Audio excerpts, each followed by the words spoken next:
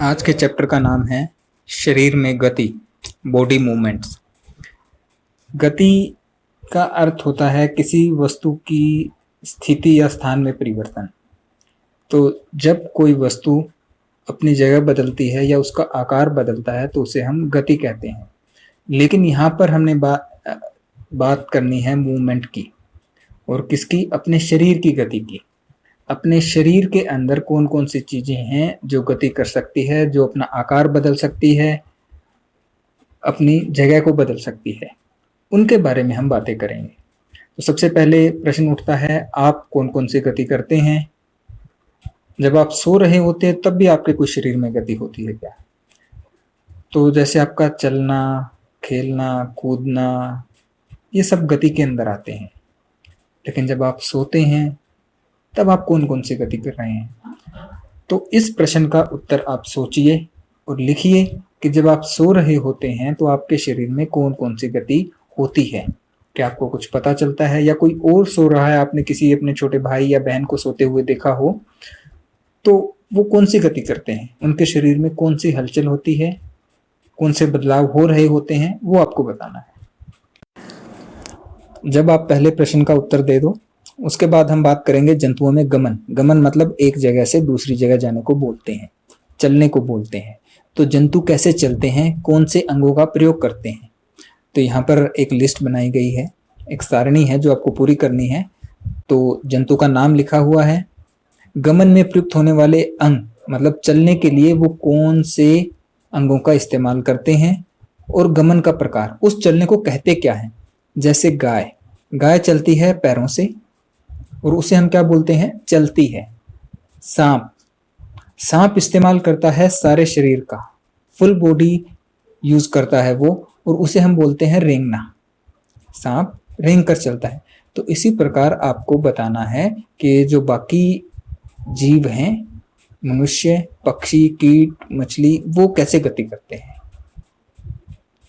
अब इस अध्याय का जो मुख्य बिंदु है वो है मानव शरीर में गतियां। तो आपके सामने दो सारणियां आएगी। तो पहली दोनों के अंदर एक ही बात बतानी है, शरीर का भाग, उसके बारे में आपको बताना है कि वो किस प्रकार की गति करता है। क्या वो पूर्णतः घूमता है? जैसे कि आप अपने हाथ को घुमाइए तो हर दिशाओं में घूम सकता है, आगे भी पीछे भी। और अंशतः घूमता मुड़ता है, क्या थोड़ा घूमता है, पूरा नहीं घूम पाता है? जैसे गर्दन के बारे में बता रखा है। आप गर्दन को घुमाइए, पीछे देखने की कोशिश कीजिए, आप एक सीमा से आगे नहीं देख पाएंगे। तो ये पूर्णतः नहीं घूमता है। अंशतः मतलब थोड़ा बहुत घूमता है, मुड़ता है, हाँ घूमता है। झुकता है, आपकी गर्दन झुकती भी है। उठता है, आपकी गर्दन उठती भी है। बिल्कुल गति नहीं करता, गलत है। थोड़ी बहुत गति, गर्दन बहुत सारी गति भी करती है। तो ऐसे ही आपको कलाई, उंगलियां, घुटने, पादा उंगली मतलब पैरों की, पाद बोलते हैं पैर को, तो पांव की उंगली के बारे में बताना है। इसके बाद यही बातें आपको बतानी है पीठ के बारे में, सिर, कोहनी, भुजा और एड़ी के बारे में।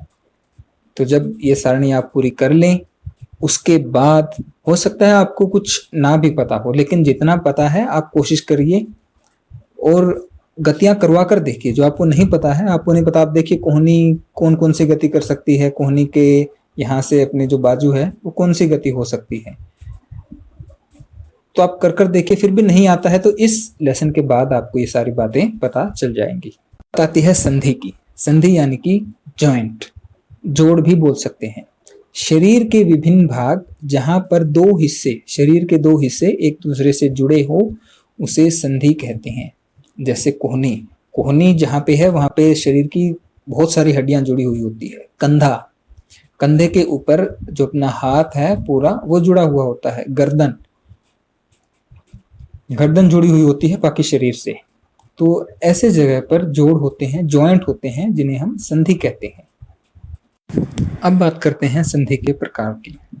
जो हम पढ़ेंगे 6th क्लास के अंदर वो है कंदुक खलिका संधि यानी कि बॉल एंड सॉकेट जॉइंट, धुराग्र संधि, पाइवटल जॉइंट, हिंज संधि, हिंज जॉइंट्स, अचल संधि, फिक्स जॉइंट्स।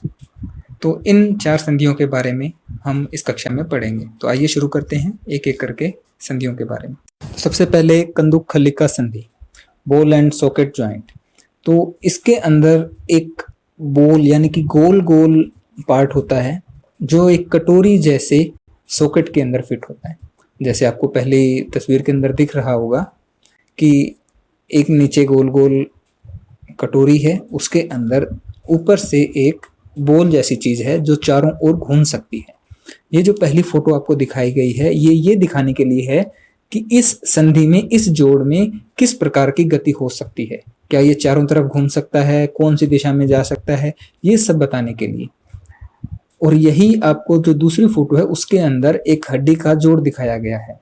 देखिए आप, बिल्कुल एक ऐसे ही गड्ढा बना हुआ है कटोरी के जैसे, और बाहर से एक बॉल की तरह उसके अंदर धसी हुई है। तो इसीलिए इसको बॉल एंड सॉकेट जॉइंट बोलते हैं। यह संधि कहाँ कहाँ होती है? मुख्यतः अपने जो कंधे का जोड़ है यानी कि शोल्डर जॉइंट है, या कूल्हे का जोड़ है हिप जॉइंट, उनके अंदर इस प्रकार की संधि या इस प्रकार का जोड़ पाया जाता है। तो अब मैं आपको एक वीडियो दिखाऊंगा जिसके अंदर थोड़ा सा आपको दिखाया जाएगा कि ये जोड़ कैसे काम करता है। पहले मैं आपको वही बॉल और सॉकेट दिखाऊंगा, उसके बाद आपको मैं एक अपने शरीर की हड्डियों का जोड़ दिखाऊंगा, तब आप शायद समझ पाएं। लेकिन आप इतना जरूर समझिए कि आपके जो कंधे का जोड़ है, मतलब जिससे आपका हाथ आपके शरीर से जुड़ा हुआ है, क्योंकि आप अपने हाथ को घुमा के देखिए, आप चारों ओर घुमा सकते हैं, चारों ओर।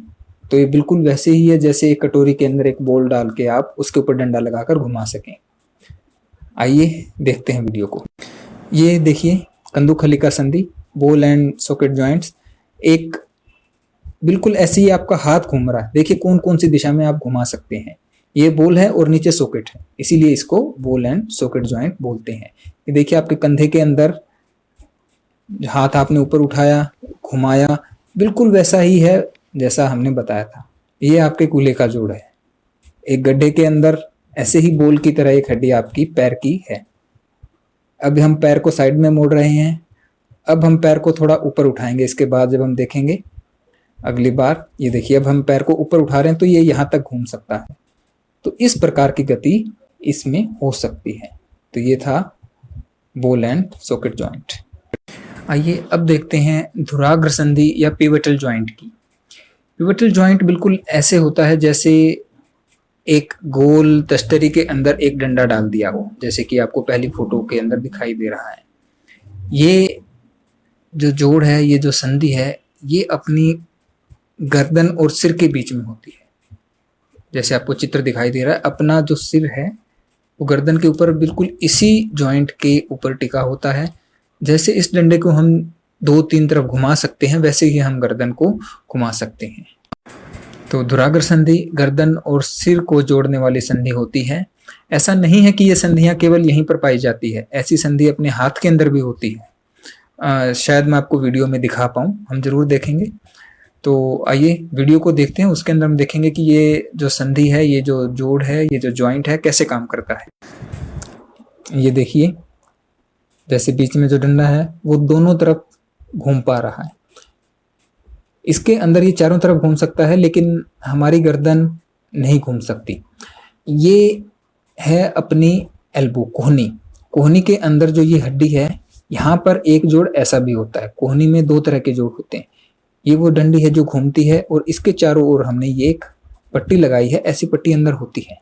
इसी कारण हम अपनी कोहनी को भी ऐसे घुमा सकते हैं। आप घुमा के देखिए अपनी कोहनी को, जैसे ये हाथ घूमेगा अभी ऐसे उल्टा, ये धुराग्र संधि है। ऐसी ही संधि अपनी गर्दन के अंदर होती है।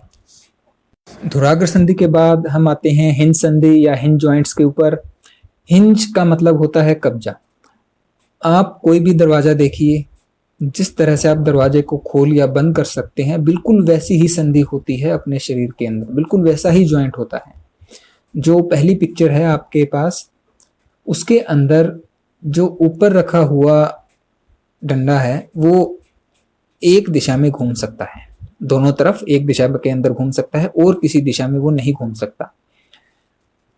तो आइए जानते हैं ज्यादा हिंज संधि यानी कि हिंज जॉइंट्स कहाँ कहाँ होते हैं। घुटने के अंदर यानी कि जो नी जॉइंट है वो हिंज जॉइंट्स हैं और एल्बो जॉइंट। कोहनी के अंदर आप अपनी कोहनी को देखिए, आप अपने कंधे के हाथ लगा सकते हैं और सीधा कर सकते हैं, बिल्कुल वैसे ही जैसे दरवाजा खुलता है और बंद हो सकता है। ना तो हम दरवाजे को ऊपर उठा सकते, ना दरवाजे को बाहर निकाल सकते, बस बंद हो सकता है, खुल सकता है। दरवाजे की मूवमेंट इतनी ही रिस्ट्रिक्टेड है कि हम उसको खोल और बंद कर सकते हैं। बिल्कुल वैसे ही आप अपनी कोहनी को बंद कर सकते हैं कंधे के हाथ लगाकर या खोल सकते हैं। ऐसे ही आप घुटने से अपने पैर को मोड़ सकते हैं। आप खड़े होकर एक अपने पैर को मोड़िए, आप पीछे की तरफ अपने हिप्स के अपनी एड़ी लगा सकते हैं और इसको सीधा कर सकते हैं।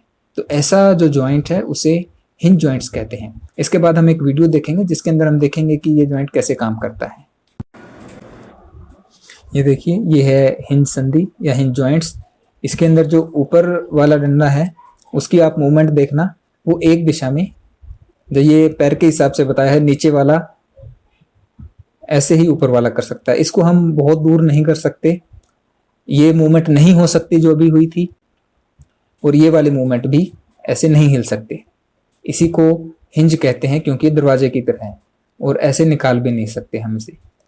अगर ऐसे निकल जाता तो उसे हम हाथ का उतरना बोलते हैं, कहीं बोलते हैं ना कंधा उतर गया, तो वो, ये देखिए कोहनी की संधि, तो हम यहाँ तक मोड़ सकते हैं बस। तो इस जोड़ को या इस जॉइंट को हम कहते हैं हिंज जॉइंट्स या हिंज संधि। अब बारी है अचल संधि यानी कि फिक्स्ड जॉइंट्स। जैसे नाम से ही पता चल रहा है कि ये जो जॉइंट्स होते हैं वो मूव नहीं कर सकते, मुड़ नहीं सकते। जैसे कि ऊपरी जबड़े व खोपड़ी या अपने कपाल भी जिसे बोलते हैं उसके बीच का जॉइंट्स। इसके अलावा जो अपनी खोपड़ी है, अपनी स्कल है, उसके अंदर देखिए जो आपको दिखा रखे हैं पिक्चर के अंदर, इतने सारे जोड़ होते हैं। यहां से हम हिल नहीं सकते। आप अपने मुंह को खोलिए, जो आपका नीचे वाला जबड़ा है, जो लोअर जॉ है, वो मूव कर सकता है, ना कि ऊपर वाला।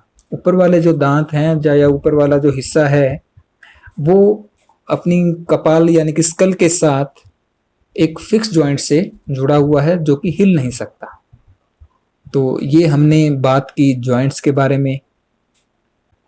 इसके बाद हम पढ़ेंगे अपने शरीर के बारे में, शरीर के बारे में और गति कैसे होती है, हड्डियों का क्या काम है, किस प्रकार की हड्डियां हैं, और जो जीव हैं वो कैसे गति करते हैं, लेकिन वो अगले भाग में करेंगे। धन्यवाद। आपके लिए भी कुछ मूल्यांकन है, आप उन्हें देखिए और अपनी नोटबुक में नोट कर लीजिए।